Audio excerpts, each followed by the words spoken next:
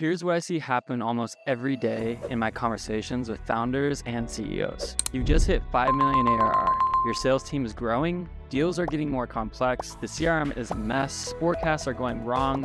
Your reps are wasting time on admin. So you make a decision. You hire a sales operations person. You feel better. You hired operations, but 6 months later, nothing has changed. Your margins aren't improving. Revenue is unpredictable. That person you hired is drowning in tickets and firefighting, and nobody's actually designing the way your customer journey should work. Here's why. You hired a sales operation person when you actually needed a revenue architect. These are not the same thing, and confusing them is costing companies millions in lost growth, missed margin, and preventable churn. In the next 10 minutes, I'm going to show you the difference, why it matters, and how to actually transition your team from one to the other. Let's get into it. Let's start with what sales operations actually is. And I mean this respectfully. Sales operations is critical. Your business needs it, but it's not what most companies think it is when they're growing. Sales operations is fundamentally tactical and reactive. A sales ops person is responsible for tool management, CRM configuration, integration, bug fixes. Your Salesforce is acting weird, sales ops fixes it. Reporting and analytics, pipeline reports, forecast accuracy, win-loss analysis, pulling dashboards, make sure leadership understands what's happening in the funnel. Process execution, running the sales cycle as it exists, call scripts, follow-up sequences, meeting scheduling, make sure the machine runs. Enablement support, helping reps do their jobs better. Training on the system, documentation, access management, data hygiene, make sure that CRM isn't a disaster. Deduplication, standardization, field management, I can go on and on. None of this is bad. All of this is necessary. But here's the key insight. Sales operations answers the question, how do we execute our sales process more efficiently? It's reactive. Something breaks, they fix it. The CRM is slow, they investigate. Reps aren't updating the pipeline, they send out a mandate. It's a reactive firefighting with a nice title. And because sales ops is reactive, it becomes a cost center. You're paying someone to maintain and execute. That's not a bad thing, it's not a growth lever though. The best sales ops person in the world can't grow your business faster than your current system allows. They can only make sure your current system runs better. Now, let's talk about revenue architecture. And I want to give credit where it's due. This concept was pioneered by Jacco and Winning by Design. If you haven't studied their work, you should. It's foundational thinking for anybody serious about predictable revenue growth. And if you're running a business, predictable revenue growth should be your number one priority. Revenue architecture is fundamentally strategic and proactive. A revenue architect, whether that's one person or a capability your organization builds, is responsible for something much bigger. Designing the entire customer journey as a system, not executing it, designing it from awareness all the way to customer advocacy, aligning go-to-market cross-functionality. Sales, marketing, product, customer success, finance are not siloed, they're working off one design. Building predictable revenue systems, not reporting on what happened, actually architecting the conditions for growth.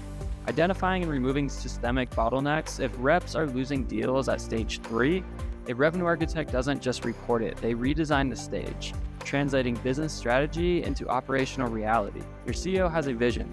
The revenue architect makes sure that organization is built to execute it. A revenue architect answers, what system do we need to build to achieve our growth goals? It's proactive, it's strategic, it's systems thinking. Let me give you a concrete example.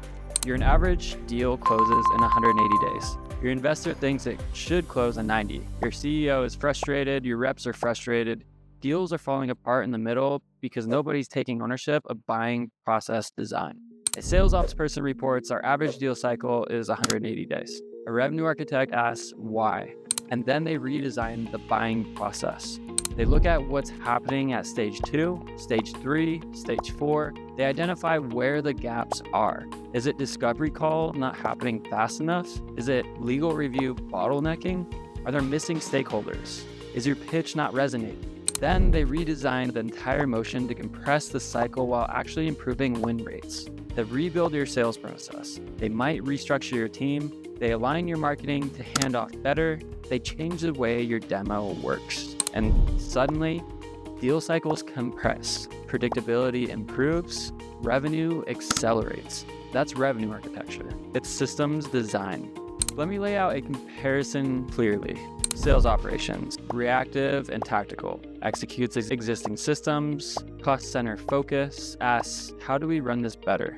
Owns tools, reporting, process execution, improves efficiency in current model, works within constraints, a revenue architect. Proactive and strategic, designs new systems, growth driver focus, asks the question, what system do we need? Owns strategy, alignment, bottleneck removal, changes the model itself, and removes constraints. Now, here's the hard truth. If you've hired sales operations when you need a revenue architect, you're capped. Let me explain. You have a sales system. Let's say it closes 20 deals a year at an average deal size of 50K. Revenue is right around $1 million. A brilliant sales ops person makes the system 20% more efficient. Great. Now you're closing 24 deals a year instead of 20. Revenue then goes to 1.2 million. That's the ceiling of a sales ops improvement. A revenue architect looks at the entire system and asks, what if we didn't need 180-day sales cycles? What if we restructured the team so you could do a land and expand instead of hunting?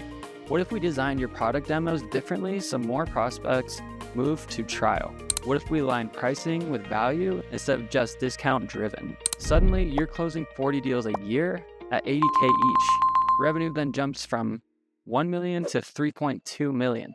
That's not an efficiency gain, that's architectural change. And this is why so many fast-growing companies hit a wall. They hire sales ops to fix their growth problem, when the real issue is the architecture itself needs to change. So how do you know if you're in this trap? Here are 3 unmistakable signs that you've hired a sales operations person when you actually needed a revenue architect. Sign 1. Your person is drowning in tickets. They wake up and immediately deal with reactive problems. CRM is down, reporting is broken, a rep needs access, a customer escalation requires data. By the end of the day, they've done 47 things and none of them moved the needle. If your sales ops person can't find the time to think about architecture, it's because they're buried. That's a sign you've brought them in to execute, not to design. A revenue architect protects their time for strategic thinking. Sign 2.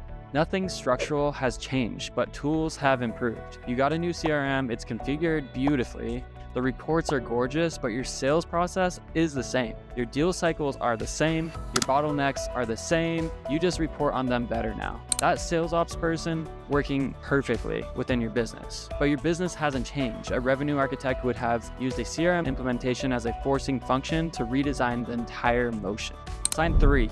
Your revenue growth is still unpredictable. You have a sales dashboard, you can forecast, you know what's in the pipeline, but revenue still surprises you. Deals still slip, churn is still higher than you expect. You can see the problem clearly, but you can't solve it. That's because the problem isn't visibility. The problem is the system itself. You're reporting on a broken architecture, and no amount of sales operations can fix architectural problems. If you recognize yourself in one or more of these signs, you might be in this trap.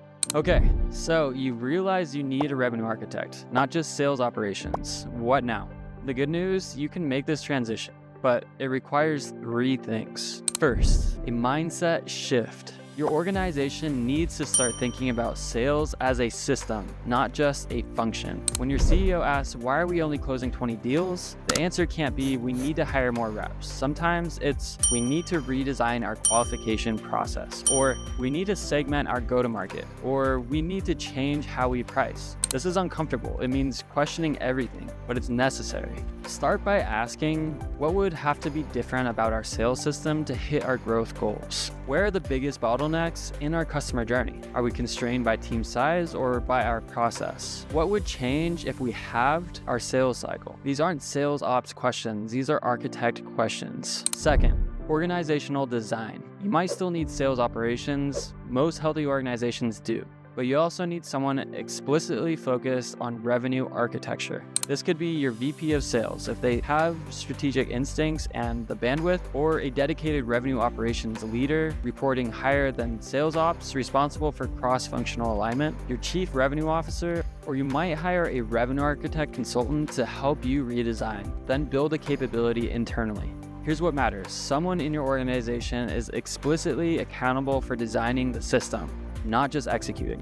At Elefante RevOps, we see this every day. The most successful clients we work with have separated these roles or explicitly created space for architectural thinking. It changes everything. Third, look for the right person. If you're hiring for a revenue architect, you need someone different than a sales ops hire. A sales ops person excels at execution, problem solving, attention to detail, process discipline. A revenue architect needs strategic thinking, systems perspective, willingness to question everything, change management, and cross-functional credibility. A revenue architect is often uncomfortable with, "We've always done this way." They ask uncomfortable questions. They redesign before they optimize. In interviews, ask them, "Tell me about a time you redesigned a process or system from scratch. When have you had to get buy-in from multiple departments for a major change? How would you approach redesigning our sales model if deal cycles were your constraint?" Look for someone who thinks architecturally, not tactically. This is where we come in at Elefante RevOps. We work with founders and CEOs who know their current approach isn't scaling. You've hired smart people, your CRM is clean, but revenue is still unpredictable. Deal cycles are still long, margins aren't improving. We help you design the revenue architecture your business actually needs. Here's what that looks like. We diagnose your current system, not just your CRM or your process. Your entire customer journey from first touch to advocacy. We identify the bottlenecks that are actually constraining growth. We design the architecture you need based on your business model, your growth goals, and your market. We design what your go-to-market system should look like. This might mean restructuring your team. It might mean changing how you qualify. It might mean repositioning your product or changing your pricing. We help you implement. We don't just hand you a deck and walk away. We help you build the systems, align your team, and transition your organization from reactive execution to proactive architecture. We help you hire right. We work with you to find and evaluate people who can sustain this architectural thinking as you grow. The companies that we work see measurable results: compressed deal cycles, higher win rates, better margins, more predictable revenue. And it all starts with reorganizing the difference between sales operations and revenue architecture. Let me give you a framework to remember this. Sales operations is a function. It's necessary. It needs your current system running. Revenue architecture is a capability. It's strategic. It builds your future system. You need both, but you have to know the difference. Ask yourself right now, do I have someone in my organization who is explicitly accountable for designing my customer journey as a system? Or am I asking the same person to both execute and architect? Am I thinking about my growth constraints as tactical or systemic?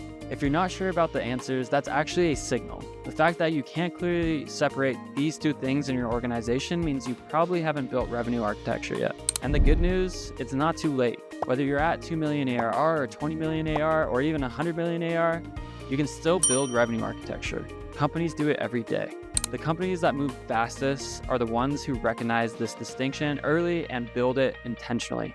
If you're building a B2B company, this distinction matters. Whether you're a founder trying to figure out your go-to-market, or an operator helping a CEO scale, or an investor evaluating a company's revenue infrastructure, understanding the difference between sales operations and revenue architecture will change how you think about growth. If you want to explore what revenue architecture could look like for your company, that's what we do at Elefante RevOps. We help founders and CEOs build the systems that drive predictable, scalable growth. Link in the comments to book a conversation with us. We'd love to diagnose your current system and show you what's possible. And if this perspective was valuable, share it with someone on your leadership team. This conversation needs to happen more often. My name's Colton Rodriguez, co-founder of Elefante RevOps. Thank you for watching. I'll see you next time. Bye.